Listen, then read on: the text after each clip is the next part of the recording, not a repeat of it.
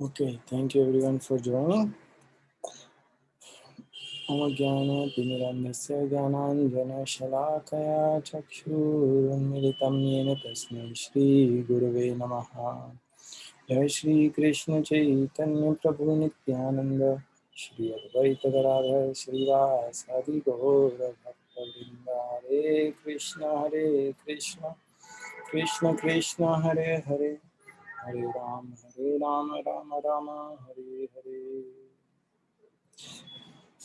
So today we are discussing chapter 6 and very beautiful chapter जिसमें हम देखेंगे कि हमारे बॉडी माइंड कंट्रोल और लाइफ की बहुत प्रैक्टिकल चीज़ों से रिलेटेड है.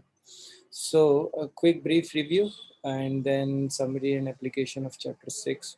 सो अभी तक हमने 5 चैप्टर्स कवर किए भगवद गीता के. तो 18 चैप्टर्स हैं total. 18 out of that we have covered today. आज हम मिला लेंगे तो हमारे 1/3 ऑफ भगवद गीता कवर हो जाएगी. सो चैप्टर 1 में हमने देखा कि कृष्ण ने अर्जुन ने अपना डाउट कृष्ण को प्रेजेंट किया, अपना हार्ट बताया. कृष्ण ने बहुत ध्यान से सुना. उसके बाद सेकंड चैप्टर में भगवान ने बेसिक फाउंडेशंस ले करी कि किस प्रकार से बॉडी और सोल ये दोनों अलग हैं, जीव और शरीर. इन दोनों में अंतर है. एक टेम्पररी है बॉडी और एक इटर्नल है, नित्य है, वो है जीव. और ज़्यादा इम्पोर्टेंट क्या है, बॉडी से ज़्यादा इम्पोर्टेंट जीव है. और साथ ही उन्होंने बताया कि हमको हमारा जो कर्म है उसको करना जरूरी है without becoming attach to the result. तो एक प्रकार से भगवत गीता का समरी है चैप्टर 2. फिर थर्ड चैप्टर में थोड़ा कर्म योग के बारे में और बताया कि एक्टिंग एज अ ड्यूटी, और वो भी किसके लिए, सिर्फ ऐसा जो कर्म योग है, योग मतलब जुड़ना कृष्ण से, भगवान से जुड़ना. तो योग मतलब कि हम जो कार्य कर रहे हैं, कर्म योग मीन्स कि जो भी एक्टिविटीज हम कर रहे हैं वो हम भगवान के लिए कैसे कर सकते हैं. सो भगवान को जानना उसके लिए जरूरी है ज्ञान. तो नेक्स्ट फोर्थ चैप्टर में आता है ज्ञान योग. तो भगवान नॉलेज की इम्पोर्टेंस बताते हैं. ये बताते हैं कि नॉलेज कैसे रिसीव करना चाहिए, परंपरा में रिसीव करना चाहिए. एक डिवोटी भक्त उसको रिसीव कर सकता है, भक्तो असी में सखा चेती. और फिर उसके बाद ज्ञान के ऊपर काफ़ी फोकस करते हैं. भगवान बताते हैं कि ज्ञान को 34th वर्स में बताते हैं, 4.34 में, कि गुरु से प्राप्त करना चाहिए. उनको सेवा करके, उनसे प्रश्न पूछ के, उनसे परिप्रश्नेन सेवया प्रणिपात सरेंडर करके. और फिर काफ़ी सारा फोकस है कि भगवान ये भी बताते हैं कि सोल और सुपर सोल, जीव और परमात्मा में अंतर. भगवान बोलते हैं कि मेरे जन्म और कर्म दिव्य है, मतलब कृष्ण के. और साधारण जीव भी जन्म लेता है पर भूल जाता है, पर मैं नहीं भूलता हूँ. तो इस प्रकार से वो डिफरेंस भी बताते हैं कि जीव और कृष्ण में ये इटर्नल डिफरेंस है. जीव कभी भी भगवान नहीं बन सकता. तो ये बताते हैं. फिर फिफ्थ चैप्टर में हमने सुना था कि कर्म योग और ज्ञान योग में थोड़ा कंफ्यूजन था कि ज्ञान योग लोग समझते हैं या अर्जुन समझते हैं कि मतलब उसका मतलब है कि वो कार्यों को छोड़ना, उनको नहीं करना, वो संन्यास. पर भगवान बोलते हैं कि नहीं, संन्यास से कर्मयोग विशिष्यते, कर्मयोग बेटर है. और जो कार्य को करना जरूरी है. और जब भी कोई एक्शन होता है तो उसमें 3 चीज़ें इन्वॉल्व होती हैं. जीव, सोल जो डिज़ायर करता है. 3 गुण हैं, जो 3 गुण जो सत्व गुण, रजोगुण, तमोगुण, ये भी एक थीम है जो पूरे उसमें चलती रहती है, जो हम बार बार देखेंगे. और 14th चैप्टर में उसके ऊपर 14, 16, 17, 18, ये आखिरी के चैप्टर्स में गुणों के ऊपर काफ़ी डिटेल में चर्चा होगी. पर भगवान बताते हैं कि गुण एक्टिविटीज को गवर्न करते हैं और सुपर सोल मतलब परमात्मा उसको सैंक्शन करते हैं, तभी कोई कार्य हो सकता है. पर रिस्पॉन्सिबल किसी भी एक्शन का कौन है, हम हैं. मतलब हम डिजायर करते हैं, जीव डिजायर करता है, तभी एक्शन होता है. और फिफ्थ चैप्टर में हमने ये भी देखा कि पंडित की डेफिनेशन भगवान ने बताई कि जो सभी लोगों को एक समान देखता है. जो एक था कि पंडितः समदर्शिनः, कि हाथी को, कुत्ते को, आदमी को, औरत को, जो भी है, छोटा हो बड़ा हो, सबको बराबर देखता है, ऐसा व्यक्ति पंडित होता है। सिर्फ बाहरी रूप से तिलक या धोती या सेफ्रॉन पहनने से व्यक्ति पंडित नहीं होता। जैसे हमने 4th चैप्टर में भी भगवान बताते हैं गुण कर्म विभागश, कि ये जो ब्राह्मण, वैश्य, क्षत्रिय, ये जो डेफिनेशंस हैं, ये गुण और कर्म के हिसाब से क्लासिफिकेशन है, ये डिस्क्रिमिनेशन नहीं है। पर ये बर्थ के हिसाब से भी नहीं है कि कोई भी अपना कोई भी बस एक सरनेम कुछ लगाने से व्यक्ति ब्राह्मण नहीं होता, उसको कार्य उस प्रकार के करने होते हैं। और ये हम 6 चैप्टर में भी थोड़ा सा और देखेंगे कि व्यक्ति इक्वल विजन से देखता है जो योगी होता है। और फिर कृष्ण ये भी बताते हैं, लास्ट 5th चैप्टर का 29th वर्स काफी इंपॉर्टेंट था, कि कृष्ण बताते हैं भोक्तारम यज्ञ तपसाम सर्वलोक महेश्वरम ज्ञात सुहृद सर्वभूतानाम ज्ञात्वा माम शांति में रिच्छति, कि ऐसा व्यक्ति जो कृष्ण है वो बोल रहे हैं कि मैं सर्वलोक महेश्वरम, सारे जो जगह हैं, जितने भी लोक हैं, उनका कंट्रोलर, सुप्रीम कंट्रोलर मैं हूँ, सुप्रीम भोक्ता मैं हूँ, और बेस्ट फ्रेंड भी हूँ। मतलब ऐसा नहीं कि मैं क्योंकि एंजॉयर हूँ, मैं कंट्रोलर हूँ तो मैं सबको, जैसे हम जब कंट्रोलर सुनते हैं तो ऐसा सुनने लगता है कि कोई हमको जबरदस्ती हमसे कुछ करवा रहा है, पर भगवान वैसे कंट्रोलर नहीं है। भगवान हमको फ्री विल दी है जिसको वो रिस्पेक्ट करते हैं, सो वो हमारे सूर्य भी हैं, बेस्ट फ्रेंड हैं हमारे। हमको फ्रेंड चाहिए हमारे जीवन में, हमने बात करी थी, we all need connections and Krishna is the best friend for everyone. और ये जो जानता है वो ज्ञात्वा माम शांतिम रिच्छति, ऐसा व्यक्ति शांति प्राप्त करता है। अभी तक हमने ये चैप्टर 5 में पढ़ा था। इसके बाद चैप्टर 6 भगवान चालू करते हैं, अष्टांग योग के बारे में बताते हैं। क्योंकि जैसे हम कई बार सुनते हैं कि जो भगवत गीता है वो योग की गाइड है, मतलब उसमें सारे योगों को बताया गया है।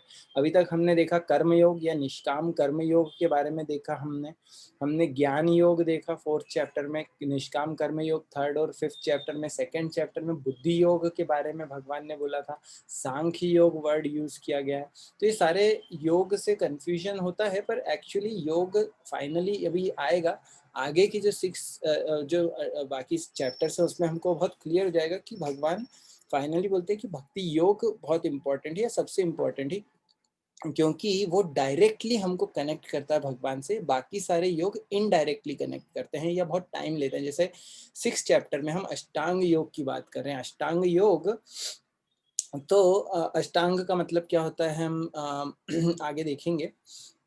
भगवान स्टार्ट जब करते हैं 6 चैप्टर, तो शुरू के 1-2 श्लोकों में वो ये बताते हैं कि सन्यासी की डेफिनेशन क्या है। तो जैसे अभी हम 5th चैप्टर में भी सन्यास के ऊपर बात करी, वैरागी या विरक्ति, ये सब जो वर्ड्स होते हैं, ये वर्ड्स में इंटेंशन बहुत इम्पोर्टेंट है। जैसे कि भगवान बार बार ये बता रहे हैं कंसेप्चुअल लेवल पे कि असली वैरागी, असली सन्यासी वो कौन है, असली त्यागी कौन है। वो नहीं है जो चीजों को छोड़ देता है, पर उनको भोग करने की जो इच्छा है उसको छोड़ देता है और उनको यूज करता है। जैसे हमने पिछली बार बात करी थी कि एक होता है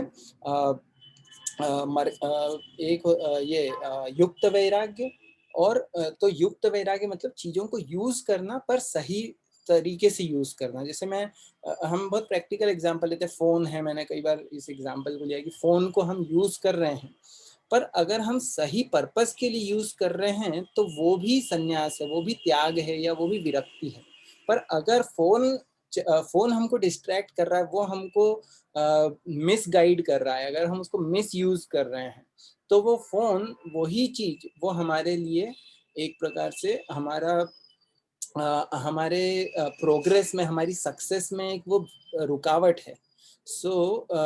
ये सन्यासी की डेफिनेशन यहाँ पे भगवान फिर बताते हैं 6 चैप्टर में, जब स्टार्ट करते हैं कि ट्रू सन्यासी क्या है। जो अपने कर्म करता है पर विदाउट अटैचमेंट, अनाश्रितः कर्म फलम, वो व्यक्ति वास्तविक सन्यासी है। ऐसा सन्यासी वही योगी भी है। ऐसा व्यक्ति नहीं जो, जैसे अग्नि की हमने बात करी थी, यज्ञ होते हैं, तो जो अग्नि नहीं जला रहा, मतलब जो काम नहीं कर रहा है, वो सन्यासी नहीं है, वो फल्गु वैराग्य है, वो फॉल्स रिनंसिएशन है।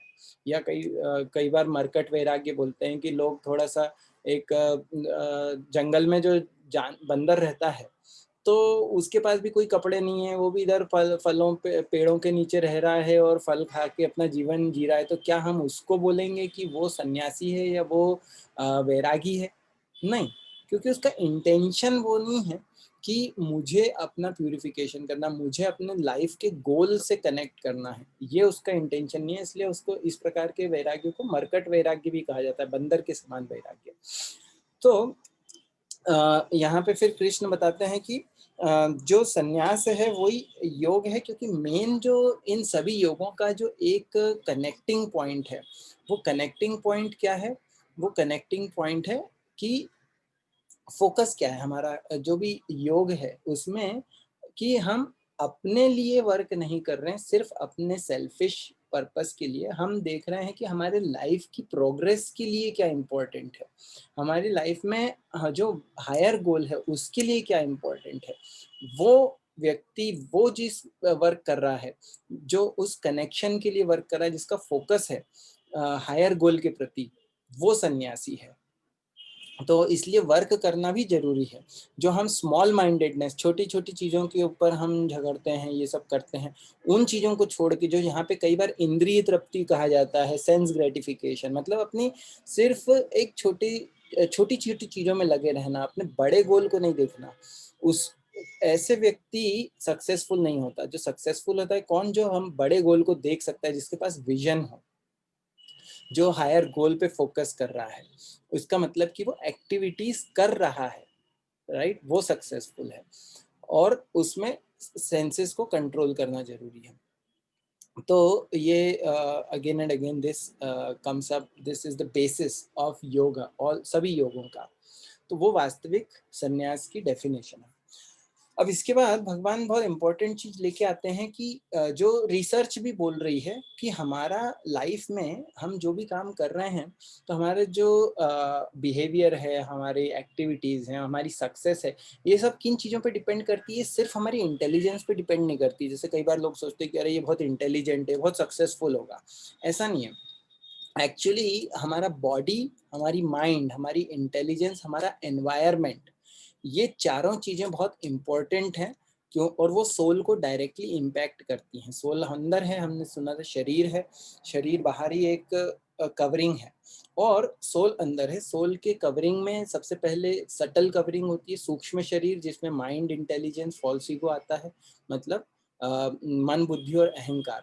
और उसके ऊपर ये स्थूल शरीर, ग्रॉस बॉडी। ग्रॉस बॉडी मतलब कि ये जो हमारे हमको जो दिखती है, ये जिसमें 5 इंद्रियां हैं, और ये 5 बोलते पंच महाभूत, ये 7 चैप्टर में, नेक्स्ट चैप्टर में और आएगा कि भूमि, fire, air, fire, air, water, earth और स्काई, ईथर, ये 5 जो मेन एलिमेंट्स है, जिनको पंच महाभूत भी बोलते हैं, ये 5 एलिमेंट से बनी हुई हमारी शरीर है। ये सभी बहुत इम्पोर्टेंट है, इनका कनेक्शन हमारे शरीर से। तो वो उसके लिए भगवान बताते हैं कि हमारे जो, अगर हमको हमारे गोल के प्रति आगे बढ़ना है, सक्सेसफुल होना है, कुछ भी हो, भले ही हम स्पिरिचुअल गोल की बात करें, मटेरियल गोल की बात करें, एज सच हम अगर बहुत डिटेल में जाएंगे तो there is nothing difference in material and spiritual, क्योंकि everything is Krishna's energy, Krishna की प्रकृति है, जो 7 चैप्टर में फिर से आएगा। तो अगर हम कोई से भी हमारी लाइफ में सक्सेस की बात करें, तो हमारा इम्पोर्टेंट है हमारी एनवायरनमेंट सही होना, और उसके लिए माइंड एक बहुत इम्पोर्टेंट इंस्ट्रूमेंट है। क्यों? क्योंकि जहाँ पे हम माइंड को फोकस करते हैं, उस डायरेक्शन में हम जाते हैं। जो लॉ ऑफ अट्रैक्शन है, या ये भी एक प्रकार से वही बोल रहे हैं कि जैसी हमारी सोच होती है वैसा हम बनते हैं। तो यहाँ पे भगवान थोड़ा एक और डीपर पर्सपेक्टिव दे रहे हैं। बहुत इंपॉर्टेंट चीज बोलते हैं भगवान की, उद्धरेत आत्मना आत्मानम न आत्मानम अवसादेत, कि ये जो मन है, मन के द्वारा व्यक्ति को क्या करना चाहिए? अपने आप को ऊपर लेके जाना चाहिए। मन हमको या तो नीचे ले जा सकता है या ऊपर ले जा सकता है। हमको यूज करना है कि मन हमको ऊपर लेके जाए। तो बोलते हैं कि मन जो है वो हमारा फ्रेंड भी है, मित्र भी है, और शत्रु भी है, एनिमी भी है। अब कैसे समझें कि मन कब मित्र है, कब शत्रु है? तो 6th वर्स में भगवान बोलते हैं बंधुर आत्मना आत्मनस्तस्य, कि जो जब माइंड हमारे कंट्रोल में है तो वो हमारा बेस्ट फ्रेंड है, पर अगर माइंड हमारे कंट्रोल में नहीं है तो वो हमारा वर्स्ट एनिमी है। तो हमको इसलिए बहुत जरूरी है कि मन को अपना फ्रेंड बना के रखना, उसको कंट्रोल में रखना। जैसे हम देखते हैं कि बहुत सारी सिचुएशंस हमारी लाइफ में आती हैं प्रैक्टिकल, जो जिसमें मन विचलित हो जाता है, मन इधर उधर भागता है, बहुत हमको परेशान करता है। लोग डिप्रेस हो जाते हैं क्योंकि उनको प्रॉपर अंडरस्टैंडिंग नहीं है माइंड की, या माइंड उनके कंट्रोल में नहीं है। सो ये जो इमोशनल इंटेलिजेंस आजकल बोलते हैं, कि जैसे पहले जब लोग इंटरव्यू लेते थे तो वो सिर्फ देखते थे कि इसकी इंटेलिजेंस क्वोशेंट क्या है, आईक्यू कैसा है। फिर अब देखने लगे हैं ईक्यू, कि इमोशनल क्वेश्चन कैसा, उसकी अवेयरनेस, उसके अपने इमोशंस के बारे में, दूसरों के इमोशंस के बारे में वो अवेयरनेस कैसी है, तो वो इम्पोर्टेंट है। और फिर अब आजकल तो एसक्यू भी देखते हैं, स्पिरिचुअल क्वेश्चन, की स्पिरिचुअल क्वेश्चन कैसा है व्यक्ति का। तब तो हमारी लाइफ में सक्सेस होने के लिए तीनों चीज़ें जरूरी है। पर इमोशनल क्वेश्चन बहुत जरूरी, कि हमारी फीलिंग्स, हमारे अंदर क्या चल रहा है वो हमें पता हो, और तब हम उनको सही रूप में डायरेक्ट कर सकें। जैसे हम इमोशंस की बात करते हैं, हमने पहले भी ये वर्ड यूज किया है कि कई अफेक्ट्स हैं हमारी बॉडी में। अफेक्ट्स मतलब कि इमोशंस, फीलिंग्स, उसमें से कुछ पॉजिटिव हैं, कुछ नेगेटिव हैं, कुछ एक न्यूट्रल है। तो हमारा जो बीइंग है, हमारी जो लाइफ में, हम बोल सकते हैं when we are happy and healthy, मतलब कि जो पॉजिटिव अफेक्ट्स ज़्यादा से ज़्यादा होंगे और जो नेगेटिव हैं वो कम से कम होंगे। नेगेटिव में क्या आता है, जैसे फियर, एंगर, सैडनेस, डिसस्मेल, डिसगस्ट, ये जो इमोशंस हैं ये कम होंगे। क्यों? क्योंकि वो हमको कुछ बता रहे हैं। ये सारे इंपॉर्टेंट हैं हमारे, जब हम इसलिए बात कर रहे हैं क्योंकि माइंड को कंट्रोल करने की बात कर रहे हैं। माइंड को कंट्रोल करना मतलब कि हमको पता होना चाहिए कि हमारा जो माइंड है वो क्या, जो भी माइंड, हमारी इमोशंस क्या बता रहे हैं हमको, उनको समझना और उनको सही दिशा में लेके जाना। कि फियर है, फियर का हम सही उपयोग हो सकता है कि वो हमको प्रोटेक्ट करके रखता है, तब तक वो सही है। पर अब वो अगर हमारे प्रोग्रेस में रुकावट डाल रहा है, कि हम बिल्कुल, जैसे मैंने एक बार एग्जांपल पहले भी दिया था, कि अगर मैं रोड पे एक्सीडेंट हो सकता है, इस डर से अगर मैं रोड पे ही नहीं जाऊं तो मैं कहीं जा ही नहीं सकता, मैं, मेरे काम बहुत सारे नहीं हो पाएंगे। तो वो फियर होना अच्छा है कि हाँ, रोड पे जब मुझे गाड़ी चलानी है तो मुझे सावधानी पूर्वक गाड़ी चलानी है, I have to be careful. पर ऐसा नहीं हो कि वो हमको, so fear is important but वो हमको प्रोग्रेस में रोके नहीं। So therefore it's important to understand the emotions and then control them. या कई बार अनकंट्रोल्ड थॉट्स आते हैं, वो इतने थॉट्स आते हैं, इतने थॉट्स आते हैं कि हम उसको कंट्रोल ही नहीं कर पाते। जब अगर थॉट्स अनकंट्रोल्ड होंगे तो वो हमारे दुश्मन बन जाते हैं, वो माइंड हमारा दुश्मन बन गया। एंगर जो अनकंट्रोल्ड है वो हमारा दुश्मन बन गया, क्योंकि वो हमको लोगों से डिस्कनेक्ट कर देगा, लोग हमसे डिस्कनेक्ट हो जाएंगे। या हम अगर मान लो कि आप जा रहे हो आपके ऑफिस में, एंड आप चिल्ला रहे हो, कुछ भी बोल रहे हो, तो ठीक, गुस्सा आता है, which is natural. We have to understand how to process anger. Control मतलब सिर्फ ये नहीं कि उसको सप्रेस करना है, दबा के रखना है, उसको प्रोसेस करना जरूरी है। और प्रोसेस कैसे करना है ये हम भगवत गीता में भी सीखते हैं, और हमारे दूसरे जो हम आत्मशक्ति में कुछ जो इवेंट्स करते हैं उसमें भी हम सीखते हैं कि कैसे हमारे इमोशंस को कंट्रोल करना, उनको प्रोसेस करना।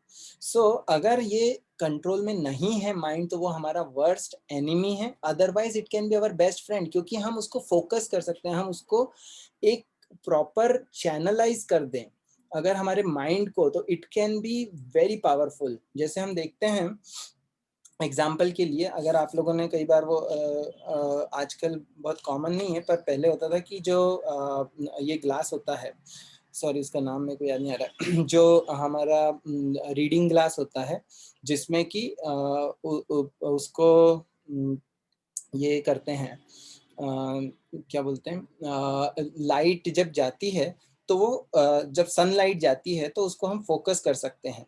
और उस ग्लास से अगर हम उसको एक पॉइंट पे फोकस करेंगे तो जो सूर्य है, सूर्य में गर्मी है, उसमें लाइट है, पर सूर्य की गर्मी से कागज नहीं जलता, हमने देखा है। पर अगर हम उस ग्लास को इस प्रकार से फोकस करेंगे कि जो लाइट है वो एक पॉइंट पे फोकस रहेगी, मैग्नीफाइंग ग्लास, थैंक यू। सो जो मैग्नीफाइंग ग्लास है उसको अगर हम सही एंगल पे पकड़ेंगे और एक पॉइंट पे उसको फोकस करेंगे तो वो कागज या लकड़ी उसको जला देगा, धुआं निकलने लगा, आग लग जाएगी।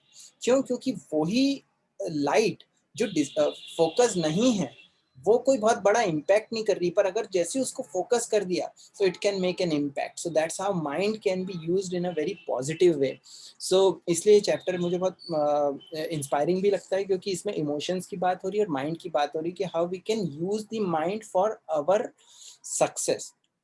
एंड अगर माइंड को कंट्रोल करना है तो हमको कुछ हायर कनेक्शन चाहिए। जैसे हमने पहले सुना था कि आई थिंक थर्ड चैप्टर के एंड में भगवान बताते हैं कि माइंड, जो इंद्रियां हैं, सेंसेस से ऊपर मन है, मनस्तस्तु परा बुद्धिर, मन के ऊपर बुद्धि है और बुद्धि से ऊपर सोल है, जीव है। तो जब जीव, और वो भी जब परमात्मा के कनेक्शन में है, तो हम अपनी इंटेलिजेंस के द्वारा माइंड को कंट्रोल कर सकते हैं। ये टॉपिक आगे फिर से आएगा। तो 7 to 9 वर्स में, फिर ये 5 and 6 में भगवान बता रहे हैं कि ये माइंड हमको उसको कंट्रोल करा तो वो हमारा फ्रेंड है, नहीं करा तो ये हमारा एनिमी है। इसलिए बहुत जरूरी है कि हमारे माइंड को हम कंट्रोल करके रखें, उसको समझें, अपने इमोशंस को, इमोशनल इंटेलिजेंस, और उससे हमारे रिलेशनशिप्स और हर हर एरिया में हमको बेनिफिट मिलेगा। क्योंकि जब हम डिस्टर्ब हो जाते हैं, जैसे मैं एग्जांपल कई बार देखा है कि हम बहुत डिस्टर्ब हो जाते हैं, कुछ इवेंट हुई, क्योंकि इवेंट्स हमारे कंट्रोल में नहीं है, पर हम राइट डिसीजन नहीं बना पाते। राइट डिसीजन क्यों नहीं बना पाते? क्योंकि हमारे माइंड को हमने खुला छोड़ दिया, फोकस नहीं कर पाए। पर जब हम स्टेबल हैं, वी आर ग्राउंडेड, जो एक ग्राउंडेड वर्ड हम यूज करते हैं कि हम सेंटर्ड हैं, ग्राउंडेड हैं, तो then our mind can be focused and we can make right decision, we can handle anything. भगवान इस चैप्टर में बोलते हैं कि हम बड़े से बड़ा हमारे लाइफ में चैलेंज आ जाए, हम उसको फेस कर सकते हैं अगर हमने इस योग पद्धति को प्रॉपर समझ लिया, और उसमें माइंड का एक बहुत इंपॉर्टेंट रोल है। पर माइंड को कंट्रोल करने के लिए और भी चीजें जरूरी हैं, जो हम देखेंगे।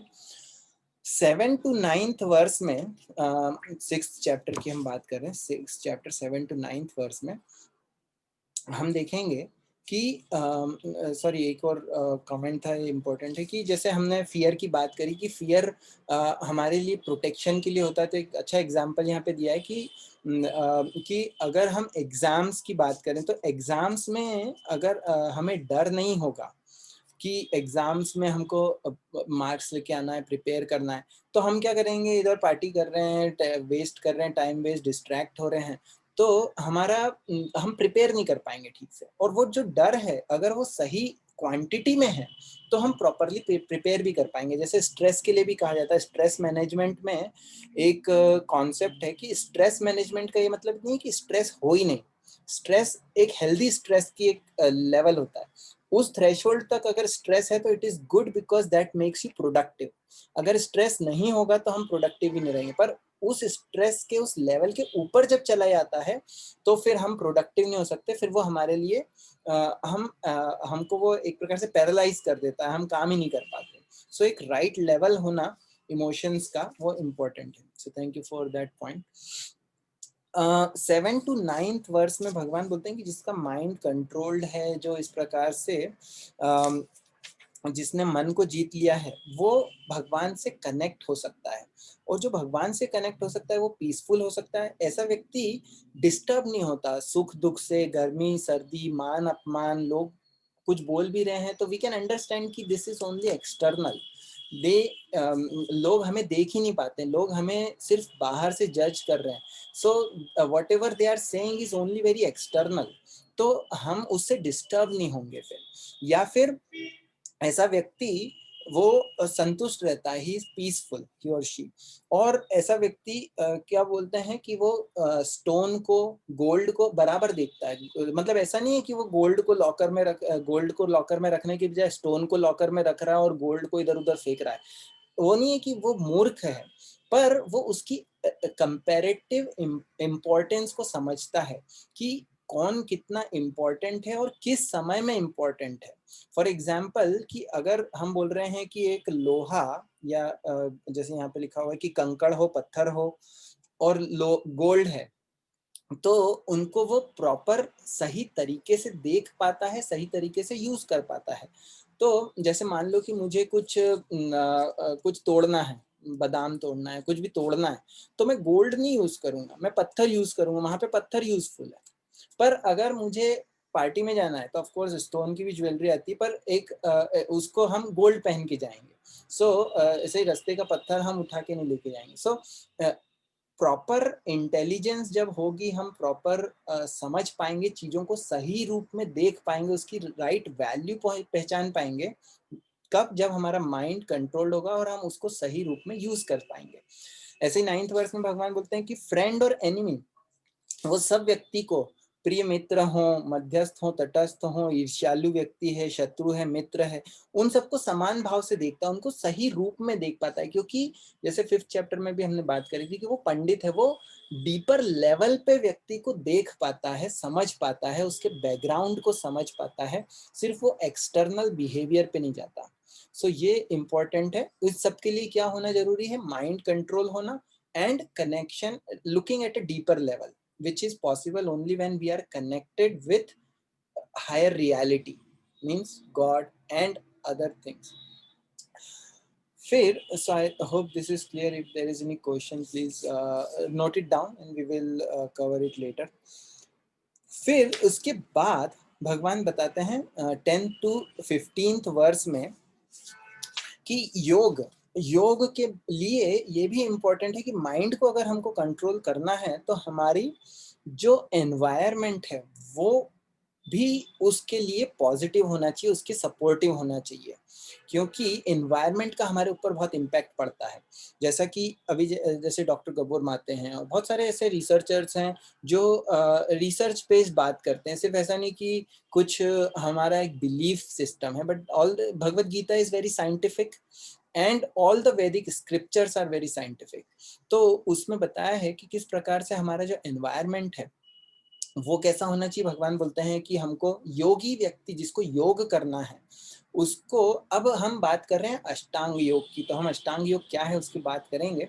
उसके पहले या maybe we should talk about that first, कि अब जो नेक्स्ट सेक्शन चालू रहा उसमें भगवान अष्टांग योग की बात कर रहे हैं। माइंड को कंट्रोल करने की बात करी अभी हमने। अब माइंड को कंट्रोल करना और उसका पर्पस क्या है वो आगे आएगा, कि उसका पर्पस है सो दैट माइंड को हम एक पॉइंट पे फोकस कर सकें। और वो पॉइंट मतलब ऐसा नहीं कि एक बस लाइट पे फोकस कर रहे हैं, पर परमात्मा पे जो हमारे हृदय में स्थित है। भगवान लास्ट में बोलते हैं कि बहुत क्लियर करते हैं कि फोकस मतलब, ध्यान का मतलब है कि परमात्मा पर ध्यान लगाना जो हमारे शरीर में स्थित है, हृदय में। उसके लिए अष्टांग योग एक प्रोसेस है।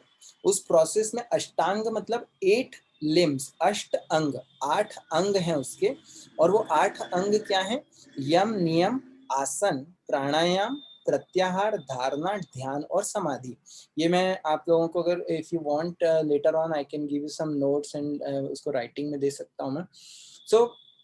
जो यम नियम है, एक्चुअली जब हम आसन या योग की बात करते हैं, योग दिवस आता है या लोग बोलते हैं योग करो योग करो, तो हम योग जो समझते हैं that is only a very very small अंग, वन ऑफ द 8 लिम्स।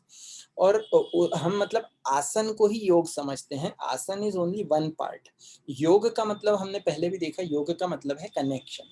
और जब हम अष्टांग योग की बात कर रहे हैं, अष्टांग योग में 8 अंग हैं। तो उसमें से पहले 2 की तो लोग अधिकतर बात ही नहीं करते हैं, जो यम और नियम। अगर आप इवन बाबा रामदेव को भी सुनेंगे, किसी को भी, तो दे विल टेल कि जो थ्योरी है उसमें पतंजलि योग सूत्र है, तो ये यम नियम बहुत इंपॉर्टेंट है क्योंकि वो फाउंडेशन है, उसके बाद आसन आता है। तो यम और नियम क्या है? यम मतलब इंटरपर्सनल, अहिंसा, सत्य, अस्तेय मतलब नॉट स्टीलिंग। दूसरे हमने 3rd चैप्टर में बात करी थी कि अगर हम दूसरे की चीज को यूज कर रहे हैं बिना उसकी परमिशन के या बिना उससे पूछे, तो वो स्टीलिंग है। अस्तेय मतलब नॉट स्टीलिंग अदर्स प्रॉपर्टी, ब्रह्मचर्य, सेलिबेसी और अपरिग्रह। मतलब बहुत कलेक्शन नहीं करना चीज़ों को, बस जस्ट कलेक्ट कलेक्ट करके रख लिया। तो एक संतुष्ट जीवन जो है वो ये 5 यम है। अहिंसा इम्पोर्टेंट है, not torturing others. Definitely vegetarianism is important, क्योंकि हम अगर दूसरे लोगों को किल कर रहे हैं और उनको अपने भोजन के लिए यूज कर रहे हैं तो वॉयलेंस है। और जितना ज़्यादा वॉयलेंस होगा, कुछ नेचुरल फूड है जिसमें किलिंग या तो मिनिमम है या नहीं है, प्लांट बेस्ड डाइट है, डेयरी बेस्ड डाइट है, तो उसमें किलिंग नहीं है, अहिंसा। तो अहिंसा योगी के लिए जरूरी है। सत्य, truthfulness to others and to ourselves also. If I am not truthful to myself, I cannot be peaceful. So ये सारे बहुत प्रिंसिपल्स हैं बेसिक। फिर 5 यम हो गए, 5 नियम है। 5 नियम क्या है? पर्सनल चीजों के लिए। उसमें क्या आता है? शौच। शौच मतलब क्लीनलीनेस। क्लीनलीनेस मतलब कि इंटरनल और एक्सटर्नल क्लीनलीनेस दोनों। एक्सटर्नली अपने आप को क्लीन रखना, सुबह जल्दी उठना, नहाना, अपने आप को प्रॉपर ब्रशिंग, टीथ, ये सब बेसिक चीजें हैं जो शायद अब हमें सिखाते हैं, हम उसकी शायद इम्पोर्टेंस कभी कभी नहीं समझते हैं, पर वो इम्पोर्टेंट है।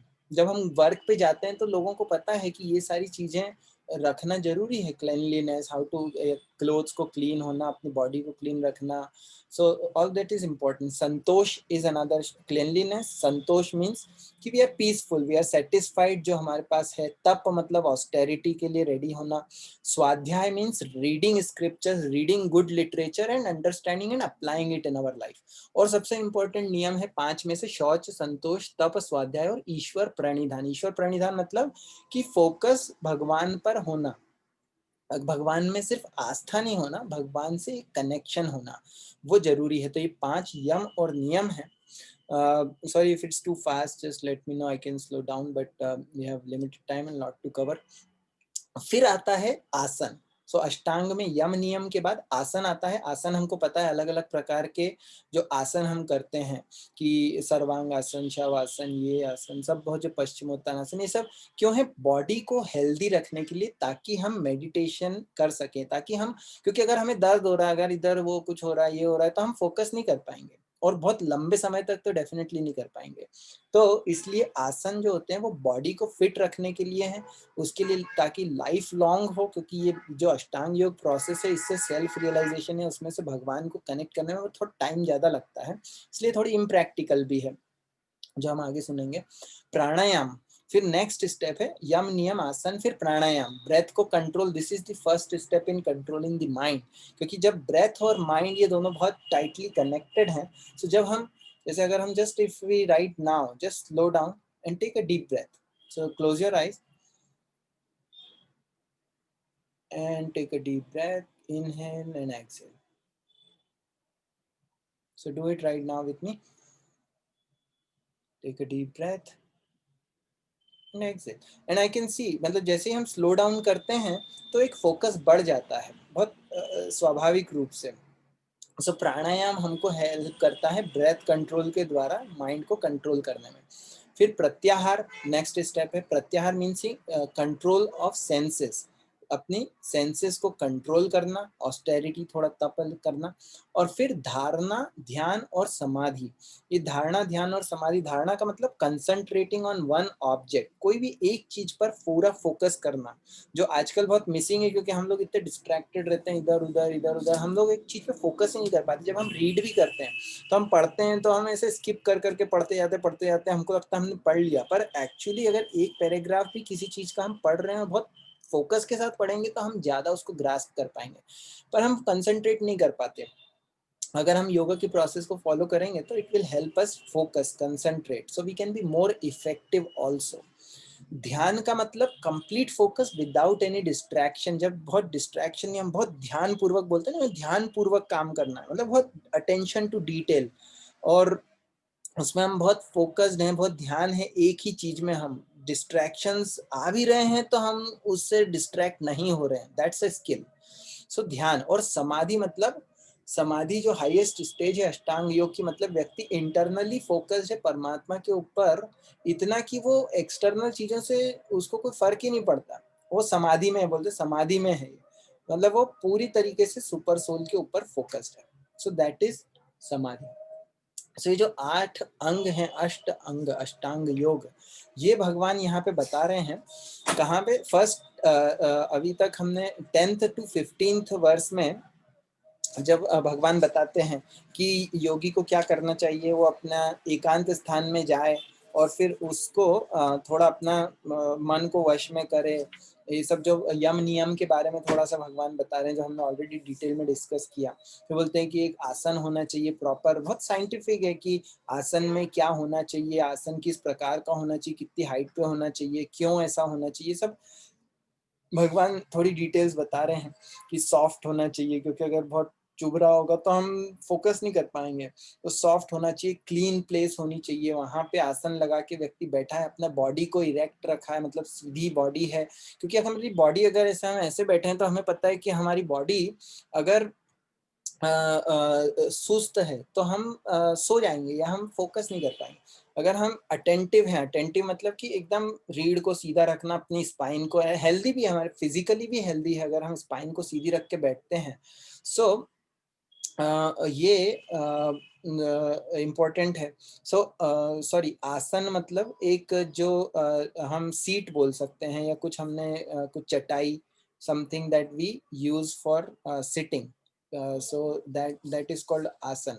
क्योंकि सॉरी, आसन का मतलब एक हमने पहले भी बात करी कि आसन मतलब ये भी हो सकता है कि हम जो योग आसन वाला आसन, बट यहाँ पे हम जो बोल रहे हैं भगवान की आसन जमीन पे बिछाना मीन्स कि एक सीट हो, प्रॉपर चटाई हो, सॉफ्ट हो, उसके ऊपर क्लॉथ हो, मतलब बहुत डिटेल में यहाँ पे भगवान बताते हैं। और फिर वो अपने बॉडी को स्ट्रेट रख के और अपने शरीर नाक के अगले सिरे पर फोकस करना, और फिर इस प्रकार से हृदय में मेरा चिंतन करे। भगवान बहुत क्लियरली यहाँ पे बताते हैं कि मना संयम में मत चित्तो, मत चित्तो मीन्स कि चित्त को मुझ में लगाए, मेरे ऊपर स्थिर करे। ये इम्पोर्टेंट पार्ट है योगासन का। सो वो करके फिर तब व्यक्ति क्या होगा, वो आगे बढ़ सकता है, वो भगवान से कनेक्ट हो सकता है in a very very physically tangible way. ऐसा नहीं कि सिर्फ एक विचार है, भगवान को हम अपनी आंखों के सामने देख सकते हैं। ध्रुव महाराज ने जैसे योग किया था, योगासन, प्रहलाद महाराज का मोर ऑन फोकस ऑन स्मरण है, thinking of पर ध्रुव महाराज was doing this योगासन एंड कृष्णा विष्णु भगवान उनके सामने आए नारायण रूप में। फिर 16th और 17th वर्स में भगवान बताते हैं कि ऐसा व्यक्ति जो there is no possibility of becoming a yogi, जो बहुत ज्यादा या कम किसी चीज को करता है, मतलब एक बैलेंस की बात कर रहे हैं। क्या बोलते हैं, जो बहुत अधिक खाता है या कुछ भी नहीं, या बहुत कम खाता है, या जो बहुत अधिक सोता है या बहुत कम सोता है, ऐसा व्यक्ति योगी नहीं बन सकता। तो यहाँ पे बहुत प्रैक्टिकल है कि अगर हम बहुत ज्यादा सो रहे हैं तो we are wasting our time, our body needs rest, this is also important. Krishna says कि अगर हम बहुत कम सो रहे हैं तो वो भी अच्छा नहीं है। तो हमें पता होना चाहिए, जैसे साइंस ऑल्सो सेज कि 6 to 8 hours of sleep is important for our body. तो अगर हम 6 से 8 घंटे से अगर ज्यादा ले रहे हैं तो वो भी ठीक नहीं है, और अगर 6 घंटे से कम ले रहे हैं तो वो भी ठीक नहीं है, अनलेस कि we are very very elevated, जिस केस में स्लीप की रिक्वायरमेंट कम हो जाती है। बट एटलीस्ट नॉर्मली हमारे जैसे व्यक्ति को स्लीप 6 to 8 hours होना चाहिए, बहुत ज़्यादा नहीं होना चाहिए और बहुत कम भी नहीं होना चाहिए। इसी प्रकार से खाने में भी कंट्रोल, कि बहुत ज़्यादा अगर हम खा रहे हैं, सिर्फ टेस्ट के लिए हम खा रहे हैं क्योंकि बहुत अच्छा लग रहा है इसलिए हम खाते जा रहे हैं, तो हम योग नहीं कर सकते। और सिर्फ अष्टांग योग नहीं, कोई सा भी हम योग कर की बात करें, क्योंकि हमारा फोकस किस पे है, हमारा फोकस सिर्फ एक्सटर्नल चीज़ों पे है, टेस्ट पे है, सेंस ऑब्जेक्ट्स पर है। पर वास्तविकता में खाना वो चाहिए जो हेल्दी हो, अच्छा खाना होना चाहिए, बहुत कम भी नहीं खाना। भगवान यहाँ पे ये भी बोल रहे हैं कि ऐसा नहीं कि बहुत कम खाना है, proper amount of food is important, healthy food is important.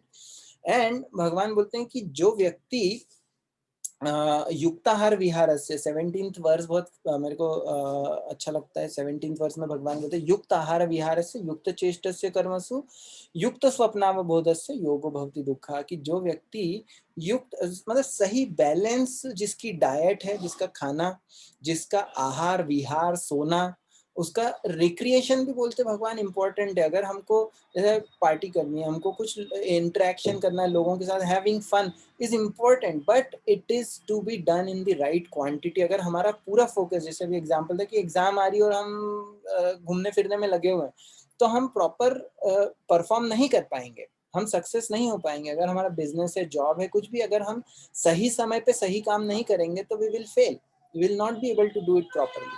So we need to know what is the right time to do what. So recreation is important, आहार विहार और कर्म जो हमारी ड्यूटीज हैं उसको भी सही क्वांटिटी में सही तरीके से करना जरूरी है। और ऐसा व्यक्ति अगर काम करता है तो उसकी सारी जो प्रॉब्लम्स हैं, पेन्स हैं, वो सब खत्म हो जाएंगे। क्यों? क्योंकि वो फोकस्ड है, बैलेंस्ड है। रेगुलेशन बहुत इंपॉर्टेंट है। सो ये 17th वर्स तक। इसके बाद आगे भगवान बता रहे हैं कि योगी जब योग करता है, मतलब कि अष्टांग योगी की बात कर रहे हैं, और जनरल इन जनरल हमारी लाइफ में एप्लीकेबल है कि फोकस कैसा होना चाहिए। एग्जाम्पल देते हैं कि जैसे अगर दिया है, दिए को अगर हमने जब हवा चल रही हो तो दिए की लौ हिलती रहती है। पर अगर हवा नहीं हो, जैसे हम कवर रख देते हैं कई बार, राइट, कवर, कांच का कवर आता है आजकल जिसमें कि, तो फिर लैंप स्टडी रहता है, उसको दीपक की जो लौ है वो हिलती नहीं है। तो उस प्रकार से हमारा माइंड होना चाहिए फोकस, डिस्ट्रैक्शन नहीं होना चाहिए। अभी अभी आज के समय में बहुत डिस्ट्रैक्शन है, स्पेशली फोन्स। हर परेशान है, पेरेंट्स परेशान हैं कि बच्चे फोन में लगे हुए हैं, और टीचर्स परेशान है कि स्टूडेंट्स फोन में लगे रहते हैं और प्रॉपर यूज नहीं करते हैं। सो उसका प्रॉपर यूज है अगर हम प्रॉपरली यूज करें तो, पर उसको डिस्ट्रैक्शन नहीं हो उससे, ये इंपॉर्टेंट है। पर तो जैसे लैंप लैंप है, तो लैंप एक विंडलेस प्लेस में है तो वो हिलता नहीं है, उसी प्रकार से व्यक्ति का फोकस होना चाहिए। तो भगवान यहाँ पे बता रहे हैं ऐसी अवस्था में जो समाधि जैसी होती है तो माइंड पूरा फोकस होता है, और ऐसा व्यक्ति फिर कितना भी चैलेंज आ जाए उससे घबराता नहीं है। क्यों? क्योंकि यहाँ पे बताया गया है कि वो व्यक्ति माइंड को, अगर उसका माइंड कंट्रोल में है तो वो हर चीज को प्रॉपर सही देख सकता है, राइट रियलिटी देख सकता है और रियलिटी के अनुसार कार्य कर सकता है। सो सो ये बहुत जरूरी है कि हम अपने फोकस्ड रहें, डिस्ट्रैक्टेड नहीं हो। और जब व्यक्ति बैलेंस्ड रहता है, जैसे हमने ग्राउंडेडनेस की बात करी, तो व्यक्ति अगर बैलेंस्ड है, उसका माइंड कंट्रोल्ड है, सेंसेस कंट्रोल्ड है, तो वो ग्राउंडेड रहेगा। और जो ग्राउंडेड व्यक्ति है वो दुनिया की बड़ी से बड़ी प्रॉब्लम आ जाए उसको सॉल्व कर सकता है, क्योंकि उसको वो राइटली कनेक्टेड है, क्योंकि भगवान से कनेक्शन भी है उसका, वो इम्पोर्टेंट है। और जैसे हम इसमें एक एग्जांपल और भी है जो हम देखते हैं, क्योंकि हम एज अ एम्प्लॉयर बोल सकते हैं कि हमारे बहुत सारे एम्प्लॉयज हैं, तो they are also using phone, but they are not using phone for proper purpose. काम कर रहे हैं, बीच में मैसेज आ गया, बीच में ये हो गया, व्हाट्सएप चेक कर रहे हैं, स्टेटस चेक कर रहे हैं। So there has to be right time, otherwise we will not be able to focus on our main work, our main goal. तो ये बता रहे हैं 24-25 वर्स में बताते हैं डिटर्मिनेशन बहुत इंपॉर्टेंट है। स निश्चयेन स उक्तव्य, क्योंकि अगर डिटर्मिनेशन नहीं हो तो हम चीजों को वो नहीं कर पाते, कंट्रोल नहीं कर पाते। तो डिटर्मिनेशन भी बहुत जरूरी। संकल्प तथा श्रद्धा के साथ व्यक्ति अपने आप को अपने मेन एक्शन में लगाए, जो उसका मेन वर्क है उसमें लगाना जरूरी है। कुछ भी लाइफ में इम्पोर्टेंट है उसको हम बिना डिटर्मिनेशन के अचीव नहीं कर सकते। क्योंकि क्या होता है कि हमें पता है, जैसे मैंने एग्जांपल दिया कि अगर मैग्नीफाइंग ग्लास है उसको हम फोकस करेंगे एक जगह पे, थोड़ा टाइम लगता है, पेशेंस लगता है, डिटर्मिनेशन लगता है, थोड़ा सा टाइम देंगे then it can do big things, it can burn. So इसी प्रकार से हमारा डिटर्मिनेशन बहुत जरूरी है। हमको कुछ भी काम करना हो तो हमको कंसिस्टेंट फोकस्ड एक्शन चाहिए उसके लिए। पर होता क्या है, हम डिस्ट्रैक्ट हो जाते हैं, हम इधर उधर घूम जाते हैं, खो जाते हैं। तो भगवान उसको बार बार एड्रेस कर रहे हैं 6 चैप्टर में, because that's the main focus of this chapter. भगवान बोलते हैं 26 वर्ष में, जो बहुत इंपॉर्टेंट है, यतो यतो निश्चलति मनश्चंचलम अस्थिरम ततो ततो नियम्येतत् आत्मनि एवं वशम नयेत्। जहां जहां माइंड जा रहा है वहां से लेके आए और उसको वापस बार बार हमारे एम की तरफ उसको डायरेक्ट करें, क्योंकि माइंड जाएगा, उसका नेचर है। आगे अर्जुन फिर पूछते भी हैं, अभी हम सुनेंगे कि माइंड भागेगा इधर उधर, क्योंकि उसका नेचर ही फ्लिकरिंग है, अनस्टडी है, पर उसको बार बार लेके आना है, उसको वापस डिटर्मिनेशन के साथ एक जगह पे लगाना है। जो हमारे लाइफ का गोल क्लियर होना चाहिए, उस गोल में हमको लगाना है, और अगर हमने वो कर लिया तो we can achieve anything, nothing can stop us. So under the control of the self, भगवान यहाँ पे बोल रहे हैं आत्मनि एवं अक्षम नय, कि आत्मा सेल्फ के कंट्रोल में लेके आना माइंड को। मीन्स हमको ये पता होना चाहिए पहले तो कि आत्मा क्या है, और आत्मा के कंट्रोल में लेके कैसे आना, मतलब हमारा जो राइट गोल है वो क्लियर होना चाहिए। और ऐसा व्यक्ति क्या करता है, ऐसा व्यक्ति जिसका मन मुझ में लगा हुआ है, जो मन में स्थिर है, वो क्या है, वो दिव्य सुख को प्राप्त करता है। उसको वो परमात्मा के साथ अपना जो कनेक्शन है उसको समझ पाता है, वो परमात्मा को अपने हार्ट में देख पाता है। ऐसा व्यक्ति बोलते हैं कि परमात्मा को हर जगह, इसमें 27 से लेके 32 वर्ष तक ये भगवान ये बता रहे हैं कि वो व्यक्ति क्या करता है कि वो आत्म संयमी योगी होता है, उसको कोई भौतिक कल्मश, उसको कोई रिएक्शंस नहीं है, वो व्यक्ति बहुत पीसफुल है और वो मुझे सब जगह देख पाता है। कृष्ण ऐसा बोल रहे हैं कि ऐसा व्यक्ति, मतलब हम भगवान को हर जगह देख पाएंगे, और सिर्फ ऐसा नहीं कि हम इमेजिन कर रहे हैं, but actually we will be able to see Krishna. भगवान की एनर्जी है, हर चीज भगवान की एनर्जी है। 7 चैप्टर में आएगा तो हम एनर्जी के रूप में, और we will be very connected with Krishna, परमात्मा के रूप में हम देख पाएंगे। हर व्यक्ति के अंदर, भगवान बोलते हैं हर व्यक्ति के अंदर वो मुझे देख पाएगा, मतलब हम हर व्यक्ति को रिस्पेक्ट कर पाएंगे, हर व्यक्ति को उसकी कवरिंग्स जो है बाहरी, उसके बियॉन्ड हम उसको देख पाएंगे। कब? जब हम इस प्रकार से सेल्फ कंट्रोल्ड होंगे, जब हम फोकस्ड होंगे। और ऐसे व्यक्ति के लिए भगवान कभी भी अदृश्य नहीं होते। वो बोलते हैं कि तस्या हम न प्रणश्यामि सच में न प्रणश्यति। ऐसे व्यक्ति और के लिए भगवान कभी दूर नहीं होते, और भगवान भी उस व्यक्ति के लिए हमेशा उसके सामने रहते हैं, मतलब भगवान की नजरों में वो व्यक्ति रहता है।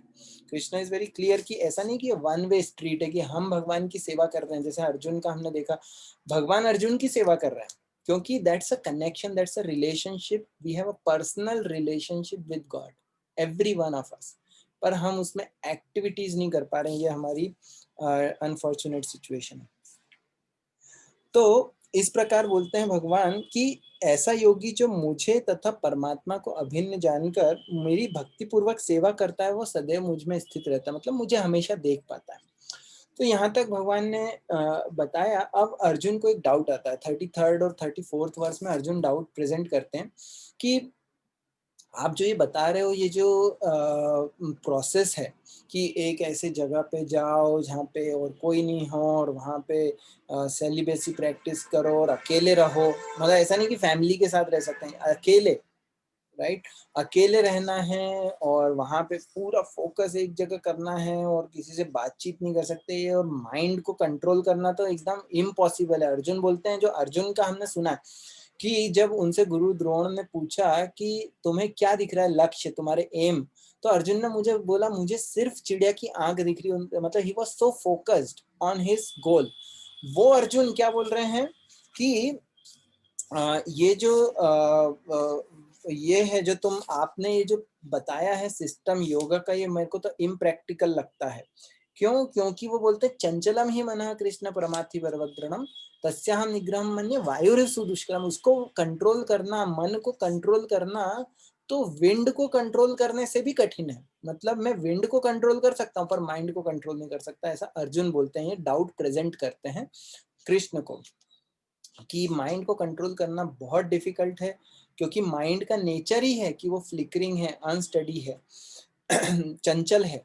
तो भगवान बोलते हैं yes. So now Krishna says in 35th verse, 35 और 36 में अर्जुन के आंसर को बता रहे हैं, जो हमारे लिए भी इंपॉर्टेंट है, क्योंकि हमें पता है हमारा माइंड बहुत फ्लिकरिंग है, बहुत अनस्टडी है। भगवान बोलते हैं यस ही एग्रीज कि माइंड असंशय महाबाहो मनो दुर्निग्रहम चलम, की मन जो है वो बहुत चंचल है, पर इसको कैसे कंट्रोल किया जा सकता है? बोलते हैं अभ्यासेन तु कौन्तेय वैराग्येन च गृह्यते। अभ्यास के द्वारा, और वैराग्य के द्वारा मन को कंट्रोल किया जा सकता है, प्रैक्टिस एंड डिटैचमेंट। क्योंकि हम देखते हैं कि जो भी हमारी लाइफ में हम कर रहे हैं अधिकतर ये हैबिट्स हैं, एक हैबिट्स बन जाती हैं, तो वो हैबिट हमको ड्राइव करती है, वो हमको रूल करती है।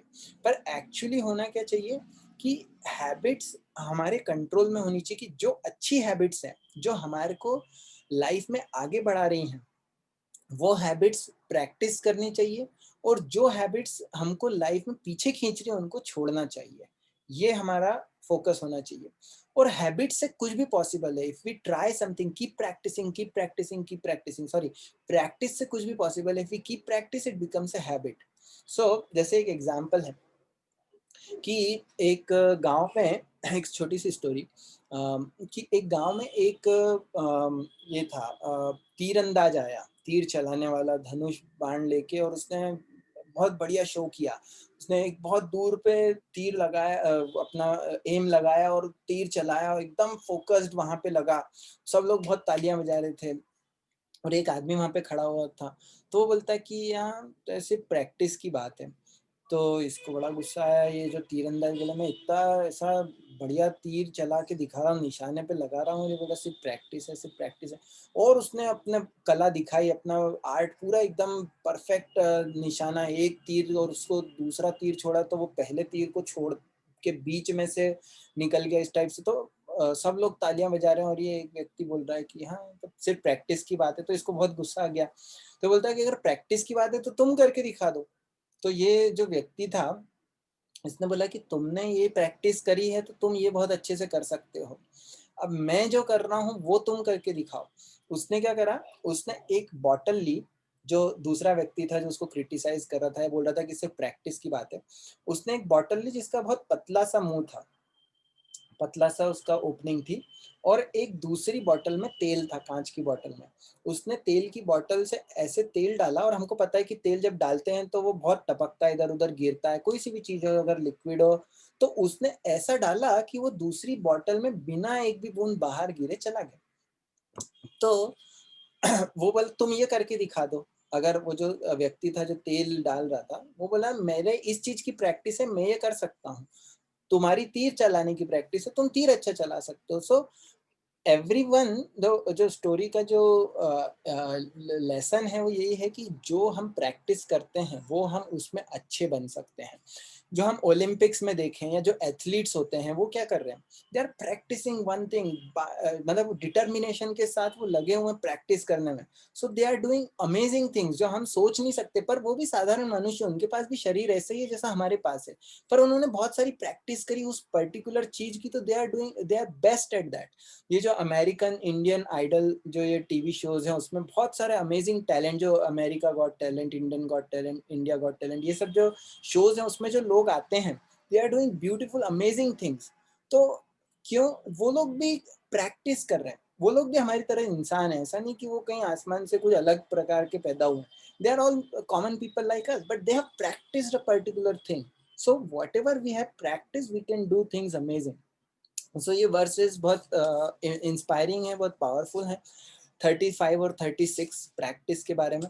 पर अर्जुन कन्विंस नहीं होते। सो 37 से 39 वर्स में फिर पूछते हैं कि फिर भी मुझे लगता है कि जो व्यक्ति अनसक्सेसफुल हो जाता है उसका क्या होगा, क्योंकि योगा प्रैक्टिस करना, अब जो हम बात कर रहे हैं स्पिरिचुअल की, मतलब अष्टांग योग के द्वारा भगवान को प्राप्त करने की बात कर रहे हैं अर्जुन, कि माइंड को पूरी तरीके से ऐसे फोकस करके और कर पाना इम्पॉसिबल लगता है।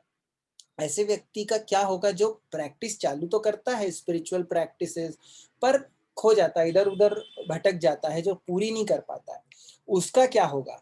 वो तो एक प्रकार से इधर भी गया है, उसने अपने लाइफ को, सब चीजों को छोड़ के जंगल में गया और उसने प्रैक्टिस करना चालू करी, और वो सक्सेसफुल नहीं हो पाया, तो वो तो दोनों तरफ से गया, मतलब उसको स्पिरिचुअल सक्सेस भी नहीं मिली और इधर मटेरियल भी सक्सेस नहीं मिली। तो ये अर्जुन का क्वेश्चन। तो भगवान बोलते हैं ऐसा नहीं है। सो ये 40th वर्स में भगवान बोलते हैं कि जो व्यक्ति अच्छा करता है, कुछ अच्छा करने की कोशिश कर रहा है, उसका कभी बुरा नहीं होता, उसका कभी विनाश नहीं होता। और ऐसा व्यक्ति, जैसे भगवान यहाँ पे 40th वर्स में बोलते हैं कि भलाई करने वाला कभी बुराई से पराजित नहीं होता। So that's a good lesson. So that's an encouragement that we should try to do good things. पर आगे भगवान बताते हैं कि ऐसे व्यक्ति का क्या होता है जो स्पिरिचुअल लाइफ प्रैक्टिस करने की कोशिश करता है पर वो दूसरी चीजों से खींचा चला जाता है। तो भगवान बोलते हैं, पहले भी सेकंड चैप्टर में भगवान ने बोला था नेहा विक्रमनाशोस्ति प्रत्यवाय न विद्यते, कि ऐसे एक स्टेप भी अगर हम लेते हैं स्पिरिचुअल पाथ पे तो हमारा लॉस नहीं होता।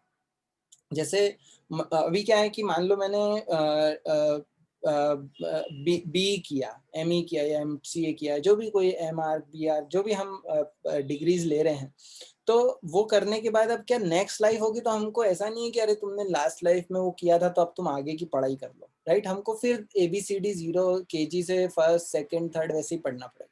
पर स्पिरिचुअल लाइफ में डिफरेंट होता है, जहाँ पे हम जितना भी इस लाइफ में हमने प्रैक्टिस कर लिया हम उसके आगे बढ़ सकते हैं, नेक्स्ट लाइफ में हम उसके आगे बढ़ेंगे। तो भगवान बोलते हैं कि शुचि नाम श्रीमताम गेह योग भ्रष्टो भी जाए थे, कि ऐसे व्यक्ति को क्या होता है, अच्छा बर्थ मिलता है, नेक्स्ट लाइफ उसको पहले तो स्वर्ग या अच्छी पुण्य जगह मिलती है, और उसको जो बर्थ मिलता है वो ह्यूमन फॉर्म ऑफ लाइफ मिलता है। तो ये गारंटी मिल जाती है, विच इज गुड, क्योंकि अगर इस जन्म में हमने थोड़ी भी भक्ति प्रैक्टिस कर ली, थोड़ा भी योग प्रैक्टिस कर लिया, तो नेक्स्ट लाइफ हमको ह्यूमन लाइफ मिलेगी, ये गारंटी मिलेगी। यही बहुत बड़ी बात है, क्योंकि अदरवाइज हमको पता ही नहीं है। जैसे हम 8th चैप्टर में सुनेंगे, भगवान बोलते हैं कि जैसा व्यक्ति सोचता है मृत्यु के समय वैसा उसको जन्म मिलता है। तो नेक्स्ट जन्म में हम कुत्ता भी बन सकते हैं, बिल्ली भी बन सकते हैं, कुछ भी बन सकते हैं, पर ह्यूमन फॉर्म इंपॉर्टेंट क्यों है? क्योंकि ह्यूमन फॉर्म से ही हम हमारे गोल को अचीव कर सकते हैं। ह्यूमन फॉर्म में हम समझ सकते हैं कि हम हैं कौन। कुत्ते बिल्लियों को ये नहीं समझ में आता कि उनकी लाइफ का पर्पस क्या है। They don't have a purpose in life. उनका सिर्फ ये कि लाइफ को फिनिश करना है, एंड जो भी नेक्स्ट बर्थ होगा उसमें जाएंगे, ऐसे घूमते रहेंगे, जो हमने पहले बात करी जन्म मृत्यु का चक्र है। पर ह्यूमन फॉर्म ऑफ लाइफ, मनुष्य जन्म में हम बाहर निकल सकते हैं इस चक्र से।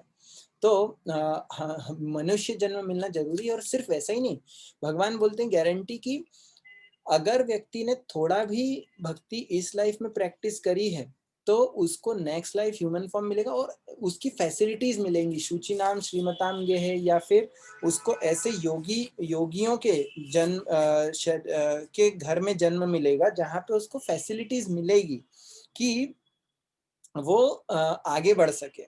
सो अथवा योगी नाम एवं कुले भक्ति धीमताम, वो योगियों के मतलब भक्तों के जन्म में जब लोगों का जन्म होता है, जो हमारी लाइफ में अगर ऐसे लोग हैं जो हमको भगवत गीता से कनेक्ट कर रहे हैं, जैसे अभी की आज की तारीख में हम बोल सकते हैं कि जो भी सुन रहा है भगवत गीता को सुनने में आपका इंटरेस्ट है, मतलब आपने लाइफ में पुराने पहले कहीं ना कहीं कुछ पुण्य कार्य किए हैं या कुछ स्टेप्स लिए हैं और अब आपको आगे फिर से चांस मिल रहा है, so that you can make further progress. So that's very powerful.